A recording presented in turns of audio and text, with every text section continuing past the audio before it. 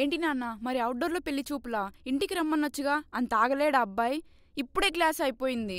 అలా కాదమ్మా, అబ్బాయి నెక్స్ట్ వీక్ అంతా బిజీ అంట. నిన్ను స్కూల్ బయట పికప్ చేసుకుంటాడు. దారి మధ్యలో ఒక కాఫీ షాప్కి వెళ్ళి రండి.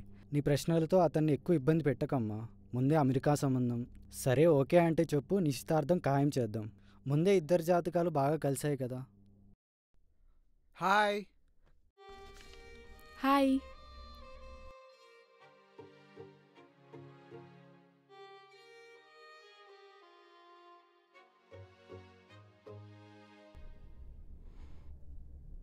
హాయ్. ఇంట్లో మీ గురించి చెప్పానండి, మీరు తెలుగు టీచర్ అని, చాలా డెడికేటెడ్ అని, చాలా ఒబీడియంట్ అని. అయినా మీరు అసలు తెలుగు టీచర్లానే కనబడట్లేదు అని, చాలా మోడర్న్గా ఉన్నారు. అంటే ఏంటి? తెలుగు టీచర్ అంటే టిపికల్లీ బ్యాక్వర్డ్గా కనపడాలా? చాచా అలా ఏం లేదండి. Honestly I just want to say you look good. So నా గురించి వస్తే I'm English literature graduate in RU university Bengaluru. And నేను పబ్లిష్ చేసిన 2 books for the most sold in last 2 months in India, heart of hill and love sandwich. అదే మీరు వినే ఉంటారు కదండి, ఒక అమ్మాయి కోసం అబ్బాయి తన ప్యాషన్ని, తన విధానాన్నే మార్చుకుంటాడు. యాజ్ ఇట్ లైక్ నా థర్డ్ బుక్ నేను అమెరికాలోని డెన్సన్ యూనివర్సిటీలో స్టార్ట్ చేద్దాం అనుకుంటున్నాను. అయినా మీరు ఈ స్టేట్ ఎడ్యుకేషన్ సిస్టంలో ఎంత సంపాదిస్తారండి? అదే if you come along with me to America, me salary 5x offers వస్తాయండి. మీరు నాతో వచ్చేసా అనుకోండి, ఇట్ మే హ్యాపెన్ అండి. అయినా ఇక్కడ ఏముందని ఈ తెలుగు క్లాస్ ఎన్నాలని చెప్తారు. ఇవన్నీ అవుట్డేటెడ్ అండి. ఈ కవితలు, వ్యాసాలు, జానపదాలు ఇవన్నీ వినటానికే బాగుంటాయి, కానీ ప్రాక్టికల్గా దేనికి యూస్ కావు. ఇవన్నీ బోర్డ్ ఏమని పేస్లెస్ అనిపిస్తాయి. స్టాప్, ఆగండి. మీరు నా జాబ్ని, నా ప్రొఫెషన్నే కాదు, నా ఇంట్రెస్ట్ అయినా నా భాష మీద ఇంత డిస్రెస్పెక్ట్ చేస్తారా? అసలు తెలుగు అంటే ఏమనుకుంటున్నారు? ఇంగ్లీష్ మీడియంలో చదివి 2 పుస్తకాలు రాయగానే కొమ్ములొచ్చేశాయా? ముఖ్యంగా మీ భాష ఉందే, మీరు, నేనే కాదు, ఆంధ్ర, తెలంగాణలో, ప్రపంచంలో ఏ తెలుగువాడైనా బహుశా మాట్లాడేది తెలుగు కాదేమో. దాన్నే టింగ్లీష్ అంటారు. మీలాగా ఒక్కో తెలుగు వాక్యానికి ఒక్కో ఇంగ్లీష్ పదం జోడించడం. సరే మరైతే కొన్ని పదాలు ఇంగ్లీష్లో చెప్తాను, మీరు దాన్ని తెలుగులో అనువదించండి చూద్దాం. Car, bike, inertia, laptop, coffee. Car, bike, inertia.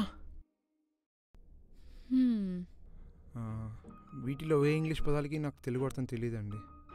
మీకు ఏమాత్రం మన పుట్టుక భాష మీద గౌరవం, భక్తి ఉన్నా కనీసం ట్రాన్స్లేషన్లో ఎవల్యూషన్ తెచ్చేవారు. పొద్దున లేస్తే మనం ఉపయోగించే టూత్ బ్రష్, టూత్పేస్ట్ నుండి రాత్రి వాడే బల్బ్, ఫ్యాన్ వరకు మనం ఇంగ్లీష్ పదాలే తెలుగులో వాడుతున్నాం. కానీ దానికి అనువాదన కనిపెడుతున్నామా? Sorry Vaidehi, I'm extremely sorry.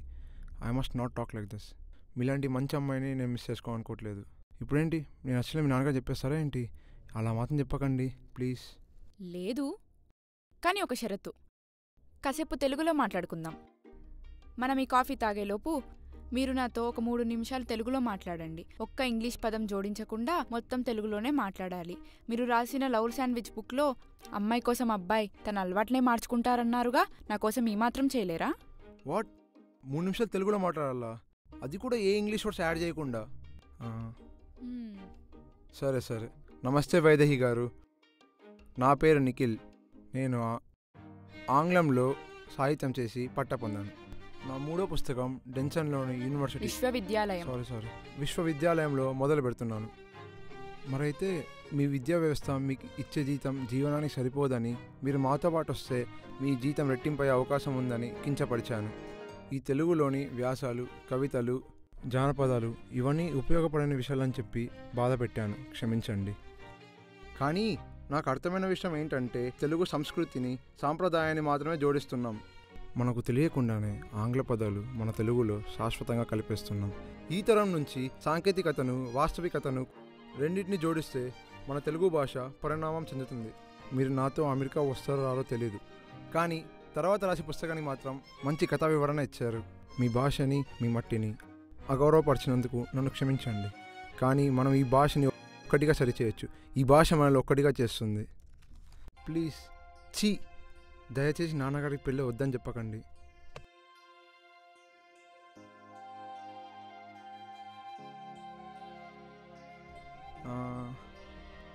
మీరేమాటో చెప్పలేదు? నాన్నగారికి ఓకే చెప్పేస్తా. Yes, yeah.